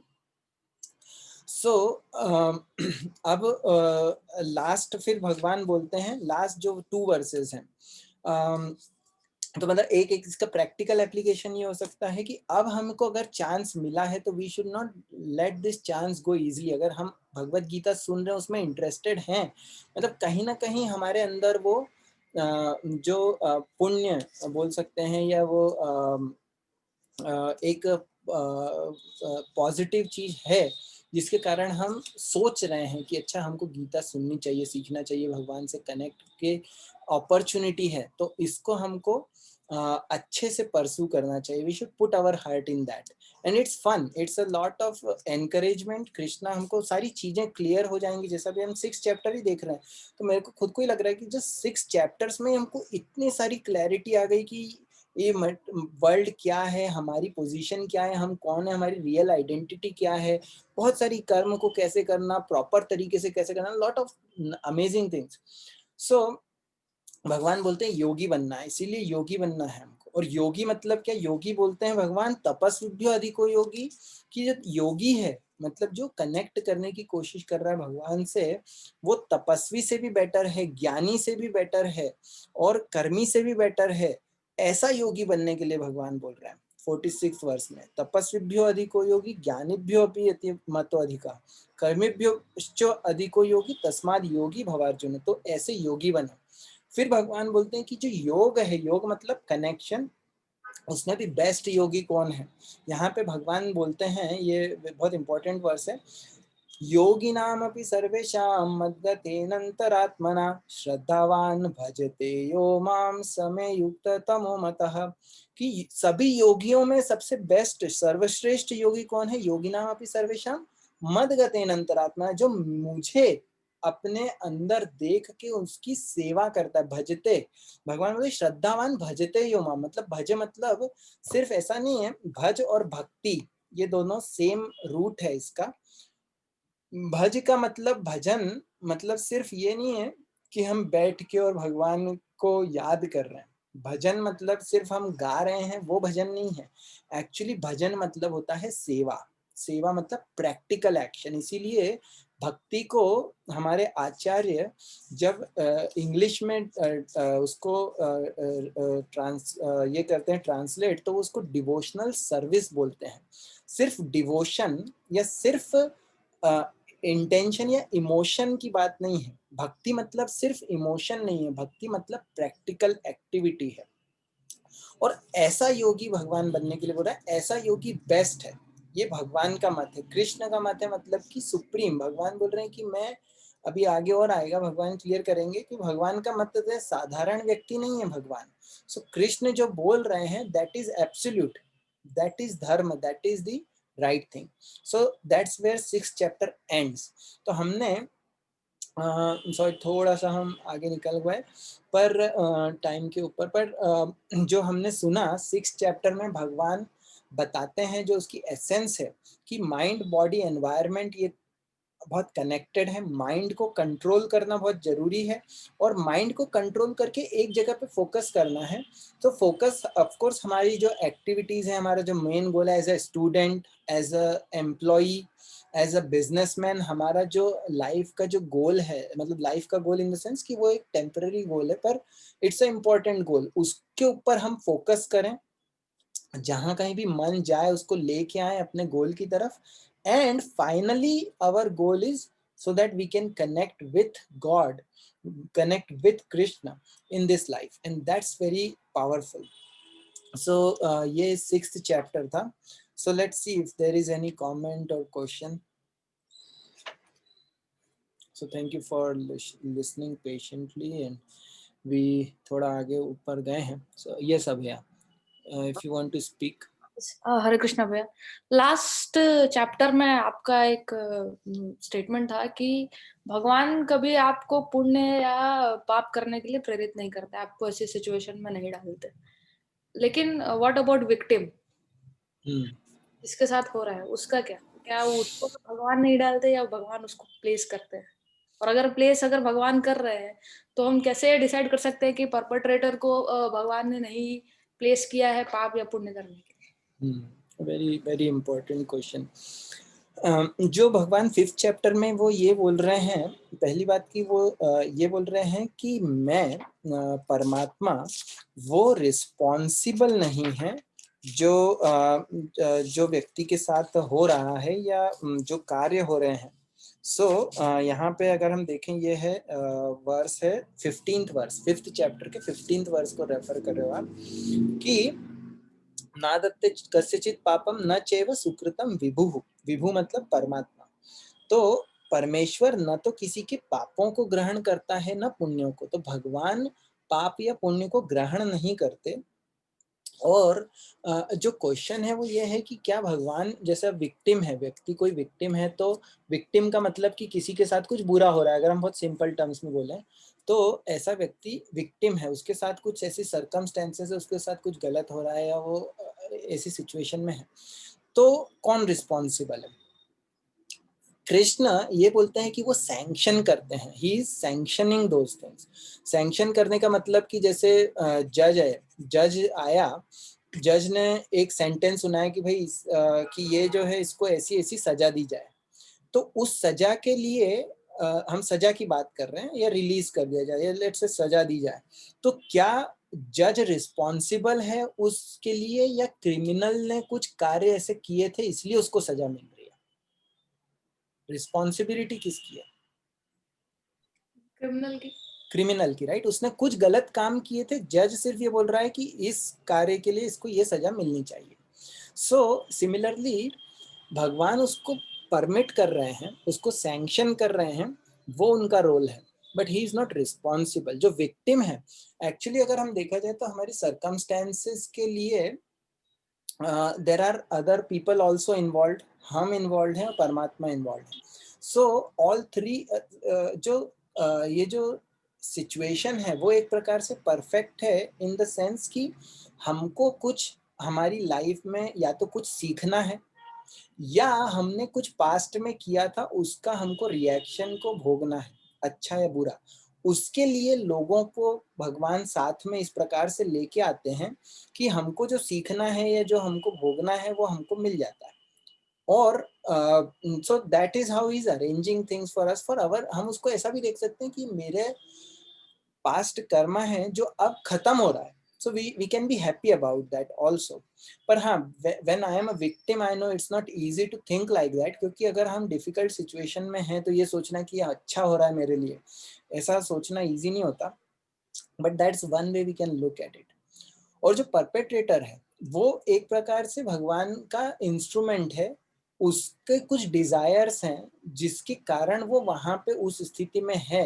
मगर एक व्यक्ति लेट से दूसरे को टॉर्चर कर रहा है, तो एक व्यक्ति जो विक्टिम है और परपेट्रेटर को साथ में इसलिए आए हैं क्योंकि एक को कुछ रिसीव करना है और एक को कुछ अपनी डिजायर्स है उसको फुलफिल करना, वो अपना कर्मा इकट्ठा कर रहा है। So that's how things are happening.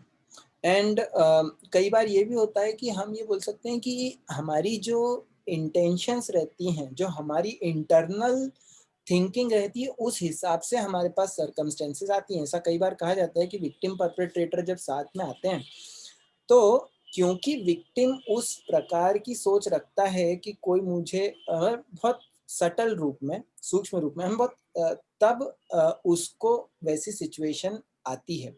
I don't know if everyone is able to relate to that, but एक एग्जांपल से हो सकता है क्लियर हो कि जैसे अगर हमने देखा कि कोई व्यक्ति बहुत सीधा है, सरल है, तो क्या होगा, ये मैंने एग्जांपल पहले भी दिया था, तो उस व्यक्ति को एक्सप्लॉइट करने के लिए दूसरे लोग बहुत आसानी से आ जाएंगे कि अच्छा ये व्यक्ति सिंपल है, इसको एक्सप्लॉइट किया जा सकता है।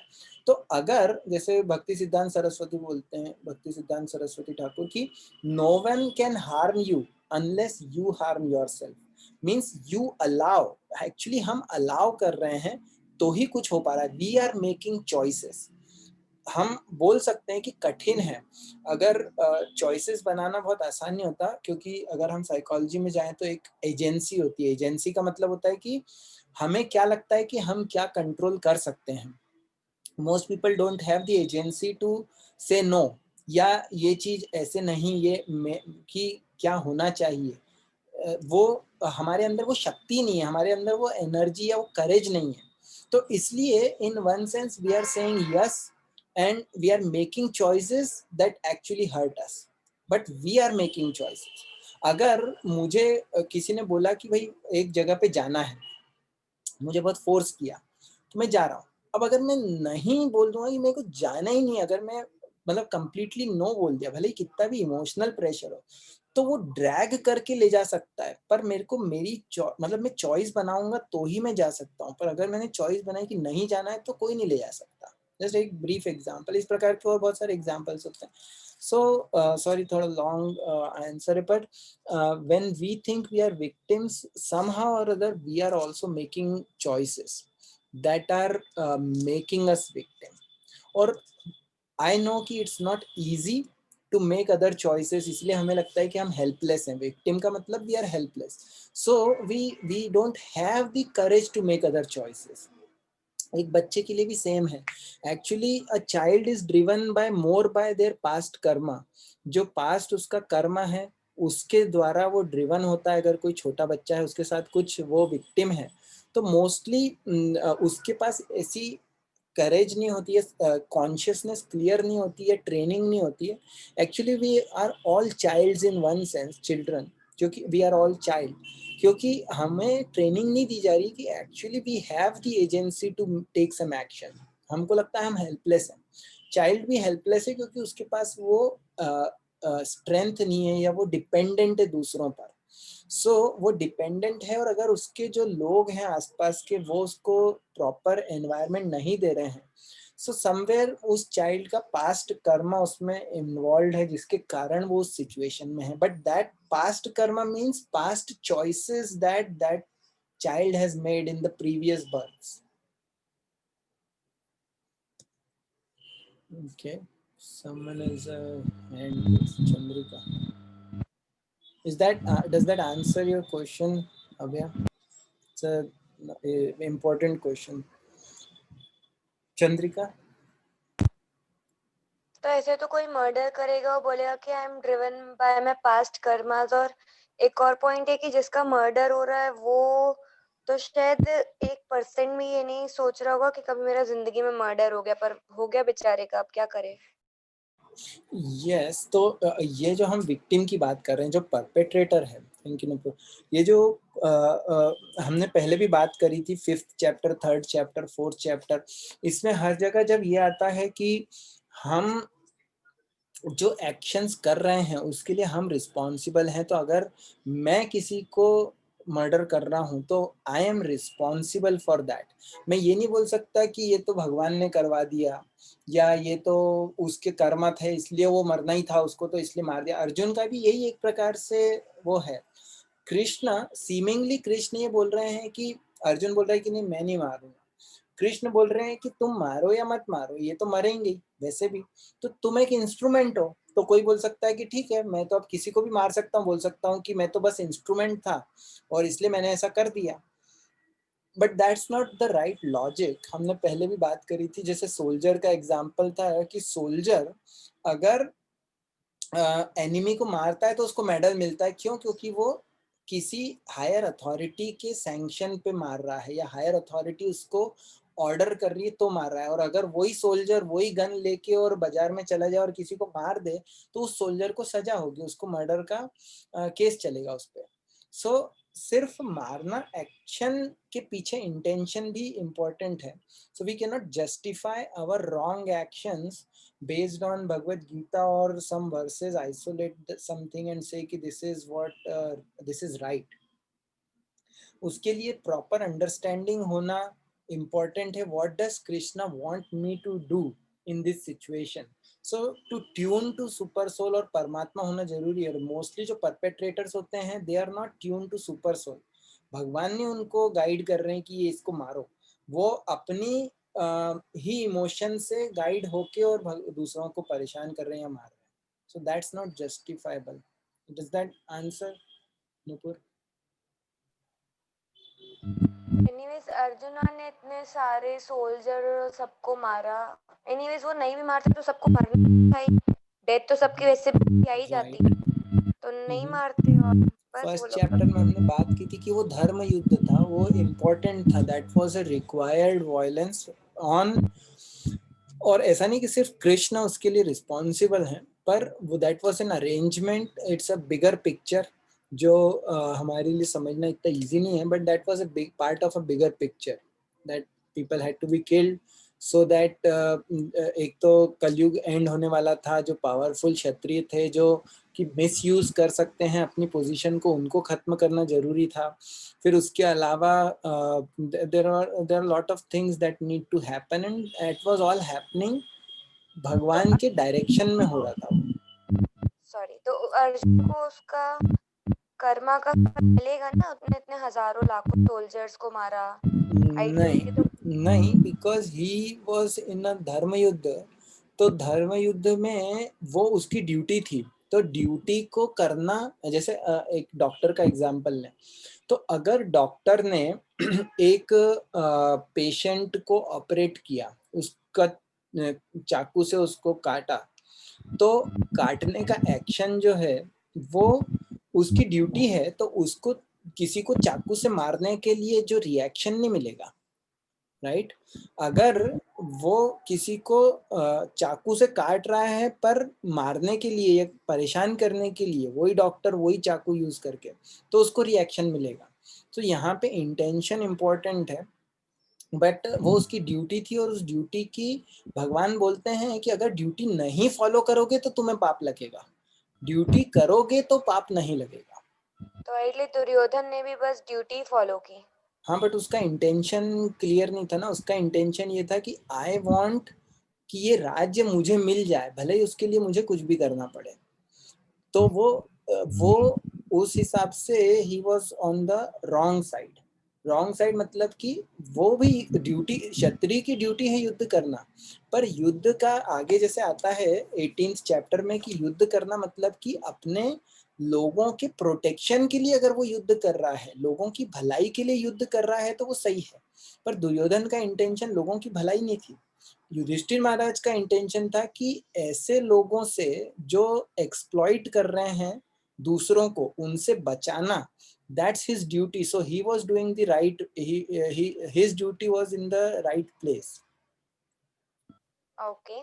और एक और क्वेश्चन ये कि जो विक्टिम है वो तो अल्टीमेटली मतलब क्या उसको हमेशा बस यही सोच के दोस्त ने अपनी चॉइस बनाई, तो मैं तो समझो इस बात से अग्री नहीं कर पाई कि विक्टिम ही खुद ही चॉइस बनाता है विक्टिम बनने का या एक्सप्लॉइटेशन तो फिर भी ठीक है, एक हद तक कंट्रोल किया जा सकता है, पर अब जैसे मर्डर है मतलब जो अदर एक्टिविटीज है वो तो बहुत ही कम ऐसा होता है कि इंटेंशनली कोई बोले कि भाई तुम मेरा मर्डर कर दो, हाँ, तुम ऐसा कर इंटेंशनली नहीं होती है ना। या वी आर नॉट, अगर वी अपन are making choices in a subtle way. हम ये नहीं बोल रहे हैं कि आओ मुझे परेशान करो, मुझे तकलीफ दो, मुझे मारो, राइट पीपल, कि मुझे अब्यूज करो। So that's not what someone is saying directly, पर नहीं कहीं ना जैसे कहीं उस सॉरी सॉरी, हाँ बोलो। तो जैसे अपन द्रौपदी का एग्जांपल ले तो द्रौपदी ने कभी किसी को इंटेंशनली, मुझे नहीं लगता इतने किसी भी सटल लेवल पे भी सोचा होगा कि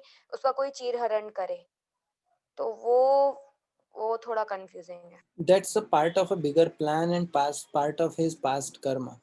तो क्योंकि सारी क्रिमिनल एक्टिविटीज जस्टिफाई हो जानी चाहिए नहीं, जस्टिफाइड कैसे हैं? कि जो भी हो रहा है वो तो एक बहुत बड़ा प्लान है और ऐसा करके। पर जो करने वाला है वो पास्ट कर्म नहीं, वो अपना नया कर्म इकट्ठा कर रहा है। उससे पास्ट क्या हुआ, विक्टिम को तो हर्ट हो गया ना। विक्टिम को हर्ट हुआ, वो कई बार again that's arranged, there is a something that we need to learn or we have to process it in a proper way. I am not saying, ऐसा हम justify नहीं कर रहे हैं कि जो victim के साथ हुआ वो गलत नहीं है। That's not what Gita is saying.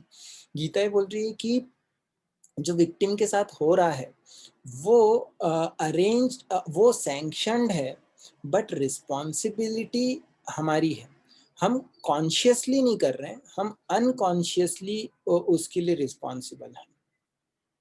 सो वो जो रिस्पॉन्सिबिलिटी है वो हमारे पास्ट के कर्म के कारण या कहीं भी सिचुएशंस जो बनी है उसके कारण हम रिस्पॉन्सिबल हैं। बट जो परपेट्रेटर है वो ऐसा नहीं है कि perpetrator is doing the right thing. Perpetrator is a instrument, but जो मतलब कि वॉट एवर इज हैपनिंग अभी एक ये भी था, एक बहुत बड़ा टॉपिक है कि why do bad things happen to good people. That's a related topic and उसमें भी ये काफ़ी इसी चीज़ के ऊपर आता है कि हम रिस्पॉन्सिबल हैं, हमारी कुछ मूल चीज़ें हैं, मूल चीज़ें हैं जो हम हमसे बोल सकते हैं कि गलती हैं या जो भी हमारी पास्ट है जिसके कारण हम इस सिचुएशन में हैं where we have to see all this unfortunate things. So sorry, we are running a lot over time, so we can continue this discussion either personally or next time or in some other session, but this is an important topic. But I have to just, it's 9:20 here, so we have to wrap up. जो consciousness है victim perpetrator एक बहुत ही important subject है and difficult to understand, क्योंकि हम अगर victim की place में हैं तो वी कैन नेवर अंडरस्टैंड, क्योंकि हम कोई भी नहीं चाहता कि मेरे साथ बुरा हो, नो वन वांट्स दैट, पर फिर भी होता है and we can not blame others for that. They are responsible in one sense for that action, their bad actions, but they are also in one sense instrument of our own past karma. ये जो हमको lesson सीखना है, ये बड़े plan का एक part है. So I may not have the best. Another session someday for this. Okay, we can talk about that.